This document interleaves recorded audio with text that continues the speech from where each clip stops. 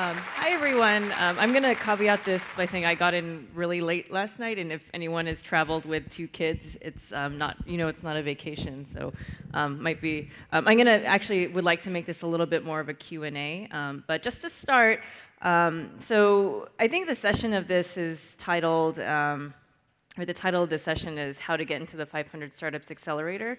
So I guess to help prime the pump and any questions you guys might have, I guess in terms of the audience, how many of you are, I assume most of you are founders, but how many of you are founders, entrepreneurs? How many of you have already launched and have paying customers?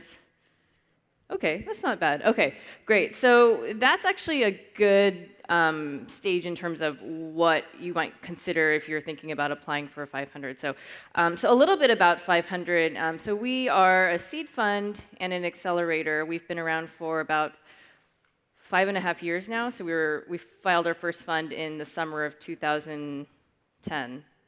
Yes, I keep forgetting we're in 2016. So we're about 5.5 years old. We have over 200 million under management across a number of different funds, and about more than 1,300 investments spanning, I think, more than 40 countries around the world. So we definitely like to invest in a lot of companies. That's kind of our thesis in the large volume portfolio theory versus concentrated bets like most traditional VCs.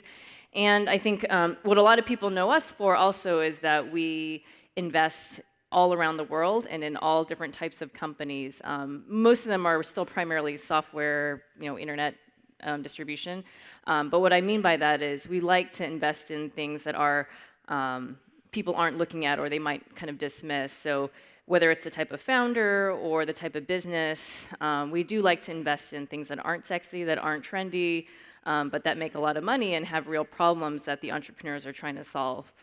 Our team is now at this point, I think, more than 100 people. I actually wrote kind of a reflection on this recently on Medium around like what to think about when your company hits 100 people or more. Although realizing that I think a lot of what I wrote is probably applicable to your company, even if it's much smaller than 100 people. But we've definitely learned a lot over the last 5.5 years just about running an accelerator, what's best for founders, about investing, about a lot of things. So for the accelerator itself, I'm curious how many of you have applied to it in the last year or so, or oh, that's so small. Okay, only a couple of people raise their hands. I'd be curious to know why, but in any case, so the accelerator is a great fit if you are a company that is launched, ideally has customers, has paying customers, and is looking for help on growth and distribution. So specifically, if say you're pre-launch and kind of tinkering with your product and still not trying to find product market fit, it may be a little bit too early. It may be a good chance to continue to work on your product and try to get more traction. But I think what really differentiates the 500 Accelerator is that we like to help our companies with two things. One is definitely with growing your customer base. We call it distribution or distro. It's kind of our own term for it. It may be also known as growth hacking or growth marketing, but we actually have an entire team in-house that helps our companies with growth and metrics and engagement as well. It's not just growth for the sake of growth, but also how do you retain those customers? And the accelerator has really spent a lot on that topic. The other topic is fundraising. So we do like to help our companies figure out how to fundraise if they're ready for that, whether it's kind of bringing in investors or VCs for office hours, teaching them all of like the nitty-gritty that you don't really get from anywhere in terms of even, how do you approach a meeting? Do you sit down? Do you buy them coffee? Do you wait? How do you treat your fundraising like a sales pipeline? So we really try to help our companies with those areas. Our program is about 4 months long. We run it about 4 times a year, both in Mountain View and San Francisco. And the batch sizes, I think, are about 40 or 50 companies.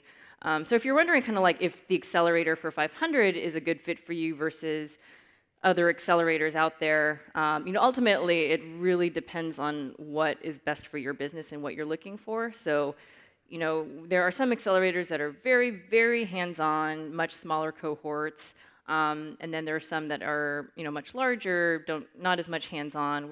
I'd like to think we're somewhere kind of in the middle, where it's not so huge that you don't get to know your entire batch. It's not so small that you're going to get that much hand-holding and babysitting from us, but it's somewhere kind of right in the middle where we're going to give you a lot of advice, a lot of resources, especially when it comes to growth marketing and fundraising. But ultimately, we really still believe this is your company, so you're all adults. It's up to you. If you take our advice, we take it. If you don't, then we can't do anything about it. We do invest in all the companies that go through the accelerator too. So I know there's some that don't invest, or they only invest at the end when they decide their favorites. So, but yeah, that's kind of my spiel. But I think there probably are more questions about 500 or accelerator or life. I don't know if I can help with that, but but I'd love to hear any questions you guys have. Oh, it's kind of hard to see. Oh, yeah. So can you talk a little bit about the process of interviews? What is the time frame to interview? Right. So the question was just what's the general interview process? So I think things have actually changed a bit now because we are essentially running batches year-round, so we're almost always recruiting. Previously, we used to have kind of more designated interview, like you would apply on AngelList or potentially get referred from someone, and then someone on our team might do kind of an initial phone screen or initial meeting, and then if things looked good, bring the team in for kind of full-on interviews at the office. We're still kind of transitioning, I think, a little bit in terms of the interview process, as our team in San Francisco still has been doing kind of the more rigid interview process where we bring in 100 companies, and then you're interviewing with someone on the team in these really quick interviews, kind of what we used to do. And then our Mountain View team it's been a little bit more of let's set up a meeting, almost as if it was just regular investment, mainly to accommodate people's schedules and different interview styles. And because we do have a lot of international applicants, it's hard to get people to come in. But generally, what to expect would be, ideally, you're probably applying on AngelList, or you're getting a referral from someone, and then you're probably talking to someone on the team, maybe kind of an initial chat, and then going in for an interview, or you're just doing it on Skype, and then from there, you probably get the thumbs up or thumbs down. But that's generally, how long the process takes, it's probably a few weeks. It probably depends on when you apply. So the next batch for, trying to think, for Mountain View, you knew better than I do. The next batch for Mountain View will kick off sometime in early May. So we actually pushed the start date back a little bit. But we're already recruiting for it, and I think we actually have applications for that batch online already on AngelList, so batch 17. Yeah. Hi, Christine. Hi. There has been a big a lot of accelerators are turning in every place. It's a big fad to get a lot of accelerators. Which do you think are the 3 most unique qualities of 500 as a global accelerator? So I think, so you're asking what's kind of unique about 500's accelerator, right? Yeah, exactly, yeah. So definitely one is how much we help our companies hands-on with growth marketing. I think that's actually a pretty big differentiator, and how we really like to differentiate ourselves compared to other accelerators or even just not doing an accelerator. That type of, if you think about why companies fail, they fail for a lot of reasons, but probably one of the biggest reasons is that they just don't know how to get customers, or they dismiss it, they think it's marketing, or they think, oh, well, I'll build a great product and I'll just get customers. That's the worst misconception you can have as an entrepreneur, to dismiss growth and marketing, to dismiss sales. You actually have to work your ass off to get customers and to figure out what works, and not just get them, but how do you keep them coming back? How do you retain them? It's not really, it's kind of a wasted effort if you're spending so much time acquiring customers, only to let them churn out a few months later. So that's something our team actually has very deep expertise in. If you talk to a lot of the entrepreneurs, especially ones who've been through our program in the last year or so, that's probably the #1 thing they'll talk about in terms of getting that help with distribution and growing their business. And some companies have had different results than others in terms of when they were in the program, they grew a lot, or they only grew a little bit, but they learned kind of like the foundational things. So definitely that, and we actually have, like again, like a dedicated team of partners who actually help the companies hands-on. The other is kind of what you mentioned in terms of like what differentiates 500. I think it's really that global network. It's funny because many years ago, a lot of people use that as a reason to kind of dismiss 500, saying, "Oh, you guys are kind of international," or like that's like a second tier type of fund or accelerator. Like your companies are international, they're not as good. I hope that now, like as we've seen a lot of our companies that we bet on early on go on to do well, especially internationally. I think one of our top 5 companies from the entire accelerator is actually a Brazilian company, Conta Azul. Another is Intercom, which I think has split their time here, but when they were in our accelerator, they were from Ireland. Like these are great examples of companies who are not the Silicon Valley standard type of company. And just looking at this audience, I'm sure you guys aren't that either. And what does that even mean anyway, right? I mean, what's the definition of like a true Silicon Valley company? It's not a certain type of person or a certain racial background. It's like anything. Like this whole ecosystem is made up of people from all over the place, of all backgrounds. So I think that's something that really differentiates us in terms of who can get help from, who you can get access to.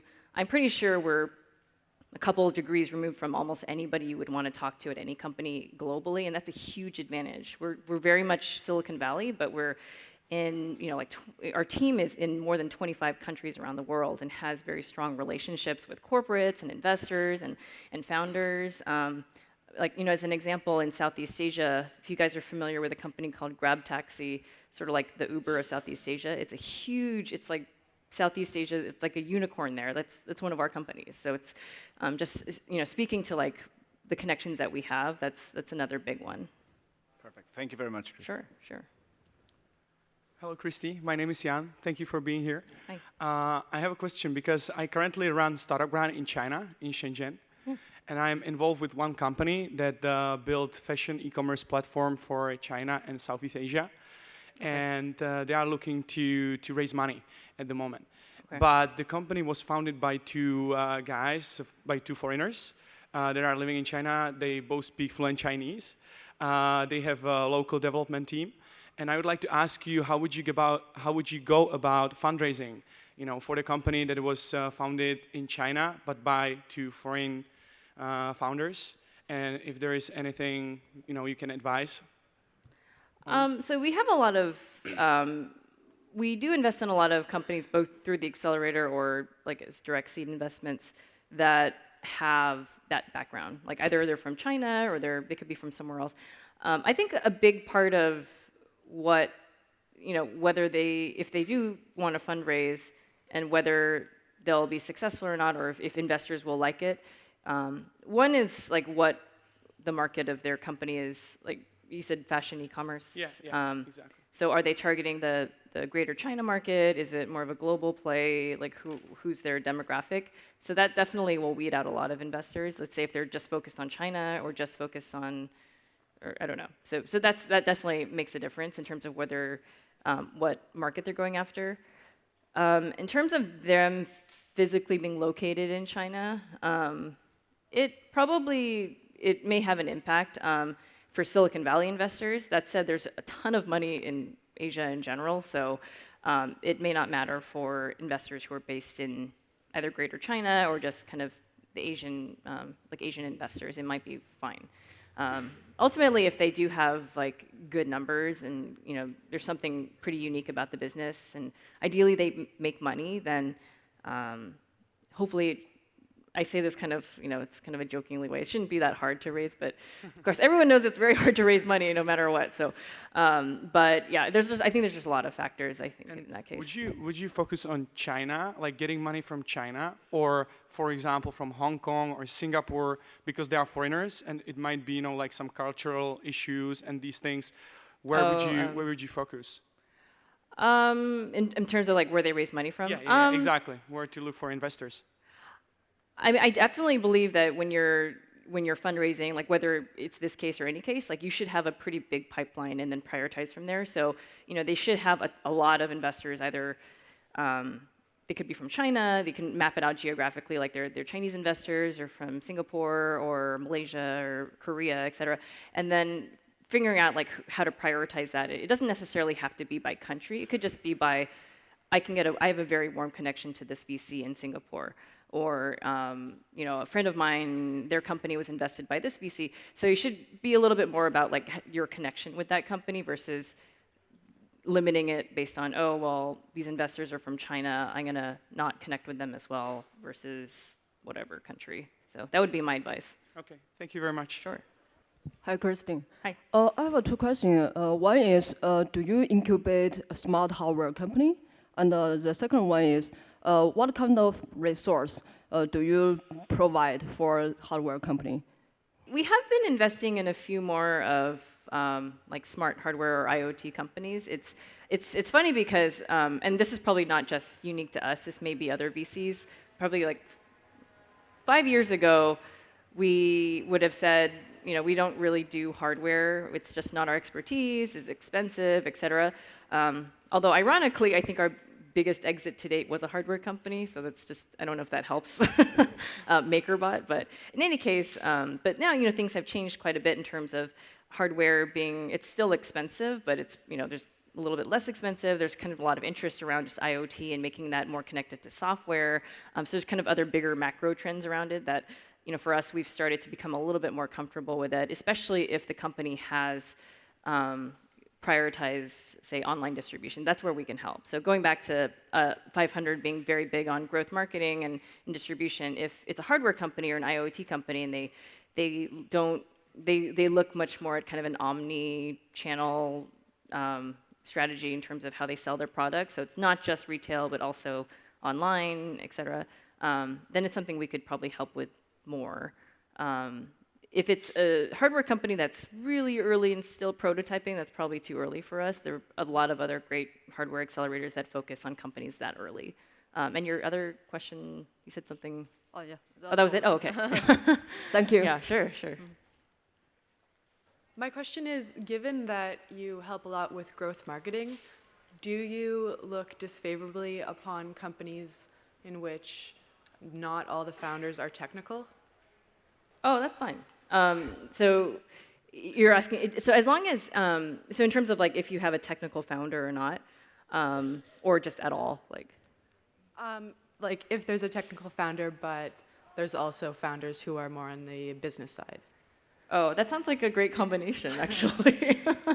So, yeah, I mean, when we look at teams, and I guess I didn't really mention that either, but so we do have a preference for teams that at least have technical talent on the team. It may be the founder is technical, or one of the founders is technical and the engineer, or it could be that they have like an engineer on staff.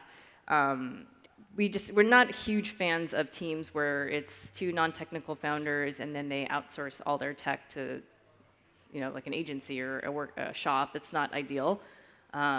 We do have companies that we know are not necessarily like a technology play. Like maybe it's an e-commerce brand and they haven't really needed to have like an engineer on staff. It's not ideal because I think there's a lot that you're limited by in terms of growth experiments or kind of implementing things. But and again, it is usually case by case, but we do like to see that there's at least a technical, like full-time person on the team.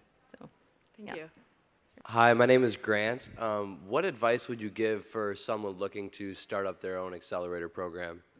This is funny because this topic has actually come up quite a bit recently, just in the 500 team, but I guess in terms of meetings that we've had with a lot of international like corporates, et cetera. So if you're thinking about it, I guess, a big question is, like, with anything, is like, why are you starting it? Where kind of practically, where is the funding coming from? Like, what's the goal of this accelerator? Do you want to invest in these companies? Or do you just kind of want to provide a community and provide help? So that's a big question. I think there's kind of joke, like there's an accelerator, everyone's launching an accelerator, especially when you look at corporates, that's kind of a big thing. All these big corporates are like, I want to be innovative and we're going to launch our own accelerator. And then Unfortunately, there's also this reputation that they don't run good accelerators because they don't know what they're doing. But so I think that that's, if you kind of get those basic questions aside, then a good thing to think about is how are you going to differentiate? If you're going to be based here in the Valley, there's obviously like a number of other pretty well-established accelerators. So is there something different about what you're going to do? Like if you're targeting a certain type of vertical, that would actually be a very good differentiator. Like you're going to start an accelerator just for ag tech or companies going after like, I'm trying to think, like IoT or fashion or something where you feel like you can bring a lot to the table. Like you have the relationships, you have the connections, you have the sponsors, et cetera. One thing I would also say is that this goes back to kind of like why are you starting an accelerator, is that it took a long time for us to really understand whether our accelerator was working or not, because the first few batches, with any company, like that's why, being an investor is, you don't know if you're really good at your job for a long time, because it takes a long time for companies to realize like whether they're good or not. And so for the first few batches, it was sort of like, oh, I don't know, we're not sure if like this is a good idea or not. It was unclear whether the accelerator companies performed better than a seed investment. At the time, like early in the days, they didn't, for sure, because we invested in a lot of seed companies like Twilio or SendGrid or MakerBot that already had been operating for a while. So of course they had an edge. But now I think that, our accelerator companies, we've had some great companies come out so far. Like I mentioned, Intercom and Contazul. TalkDesk is another. Maven is another. I think he's speaking today or during this conference. Realty Shares today just announced that they raised the Series B with Union Square Ventures. That was in our 7th batch. So it does take time to know whether things are working. I would not give up too quickly. Accelerators are also a big cost in terms of overhead, if you think about like just having the office space, having the staff. So that's why there has been kind of a lot of roadkill, I think, in terms of accelerators. But yeah, good luck. Cool, thank you. I mean, yeah, not to like make it all down in the dumps, but yeah. Thanks.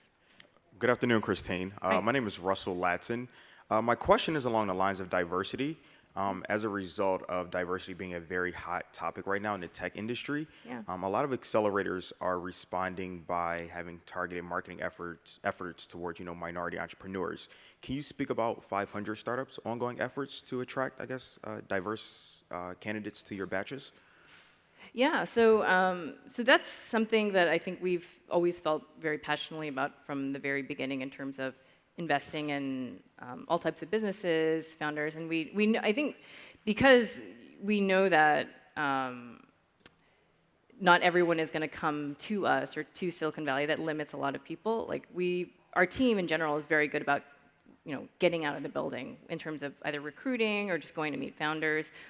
We've definitely done that a lot internationally, and then also domestically.